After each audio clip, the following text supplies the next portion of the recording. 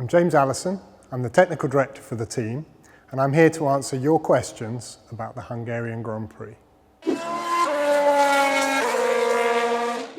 Two good starts from Mercedes cars saw us in P1 and P2 at the first corner, with the Ferraris pursuing behind, with Vettel at the lead of those two Ferraris. Stayed that way until about lap 15 when Raikkonen came in the pits, forcing us to have to follow with Valtteri in order to not be undercut by the second Ferrari. That left Vettel an opportunity to try and pursue Lewis, who was a few seconds up the road at that stage. Unfortunately for Vettel, he wasn't actually able to make any inroads onto Lewis's lead because both cars were very evenly matched at that stage of the race. And by the time the final stops played out in what was a one-stop race for most cars, we saw that Vettel came out behind Valtteri Bottas, who was trying a very, very long final stint in order to make a one-stop stick. And he was able, Valtteri, to hold that position in second place until the dying laps of the race, where his tyres ran out of road and Vettel and Kimi were both able to stream past him.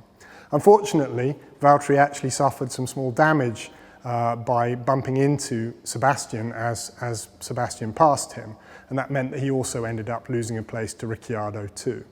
So the final result was that we finished in first place with a comfortable drive from Lewis, and in fifth place from Valtteri, who'd driven an utterly brilliant and valiant race, but we asked him just a little bit too much from rubber that couldn't go that really long final stint. To Nathan on Instagram, thank you for your question. You asked, first of all, were we only on UltraSofts at the start in order to get a good getaway? And you asked the second question, which was, how did Lewis actually manage to make them last so long? Well, we were on the UltraSofts at the start of the race to make a good start. We had a free choice because of yesterday's weather conditions. We could have gone soft, we could have gone UltraSoft. In part, it was to get a good start, but also because most of our strategic simulations showed that that was the best way for us to ensure that we had a good result at the end of the race. And how did we make them last as long as we did, or how did Lewis do that? It's a mixture of two things. First of all, we got a car that looks after its tyres quite well, was set up well to look after those tyres, but also we have a driver with very delicate feet who was able to make sure that he didn't break traction, was looking after the tyres, was controlling their temperatures, and therefore extending their life as far as possible, while also being pretty quick. To the intriguingly named Team Hamilton on Twitter, who asks, if Vettel had managed to jump Valtteri, would he have A, caught Lewis, and B, would he have been able to pass him on the much fresher UltraSoft compared with Lewis's used soft at that stage? Well, I don't think he would have been able to, is my answer. The reason for that is if you look at what happened when Vettel came out behind Valtteri. He didn't jump him. When he came out behind Valtteri, Vettel was on brand new UltraSofts at that stage, and Valtteri was on quite well-used softs. He was on 20 lap or so old softs at the time. And he presented no threat at all to Valtteri until Valtteri got up somewhere near 50 laps old on his soft tyres. So extremely difficult to see how after he came out of the pits and spent 20 laps or so catching Lewis, had he been able to, that he would have had anything like the sort of performance differential needed to overtake Lewis later in the race. To Ben on Instagram, thank you for your question, asking whether or not we considered whether or not to stop Lewis under the second virtual safety car to put on a fresh set of UltraSoft tyres to make sure that we were well protected against Vettel from behind. And you asked whether the gap was even big enough to consider such a thing in any case. Well, the gap was big enough, and we did consider it. We continually consider what to do, whether to be a safety car or a virtual safety car. But we concluded that his threat from behind was not sufficient, even on his used rubber, to justify such a move. And so we would not have done it, even though the gap was big enough to allow it. To James on Facebook, thank you for your question, where you asked whether it would have helped Valtteri's race to have stopped him for fresh UltraSofts under that final virtual safety car. Well, it would have done, there's no doubt about that, it would have done if the virtual safety car was guaranteed to have lasted long enough for us to make the stop. At the time, we were holding what felt like a risky second place, where we thought we might be able to get to the end, but we were not certain, and we felt that the likely worst case scenario was that we would come home fourth. So we might well have considered trading that risky second place for a nailed-on third, because we had the space to do it and get out ahead of Raikkonen. We might have considered it if we could be confident that that virtual safety car would have lasted long enough for us to complete the change. Trouble was, the car that had brought out the virtual safety car was stopped right by a gap in the barriers, and it was only going to take a matter of seconds for the marshals to pull that car off the track, and then the virtual safety car would have ended. It would have been bad for us to find ourselves in the no man's land where we had started a virtual safety car stop, but it ended up being halfway between a full stop and a virtual safety car stop because of the virtual safety car ending halfway through. So in the end, we decided to cling on for our risky second place strategy, thinking that worst case we would finish fourth. As it happens, the second place didn't work out, and it ended up a little worse for Valtteri and for us as a result of those collisions, meaning that in the final analysis he dropped down to fifth place behind Ricciardo. But we did consider it, and that's why we didn't do it. To Ben on Twitter, thanks for your question, asking if Valtteri could have stayed out longer on his first stop, thereby giving him less of a stint at the end of the race, protecting him more at the end of the race where he had all his difficulties. Well, in hindsight, yes, we could have done. Whether or not we could have stayed out long enough to have made a difference is another question altogether. Kimi was a few seconds behind Valtteri when he made his first stop of the day. So we had a small amount of breathing space. We didn't have to react the lap later. And then we had a bit more breathing space by the fact that Kimi's pit stop was actually quite slow. So, although we did choose to react quite quickly, we contemplated for a little while pushing out another couple of laps and making it more of a tight thing to Kimi to prevent him undercutting us.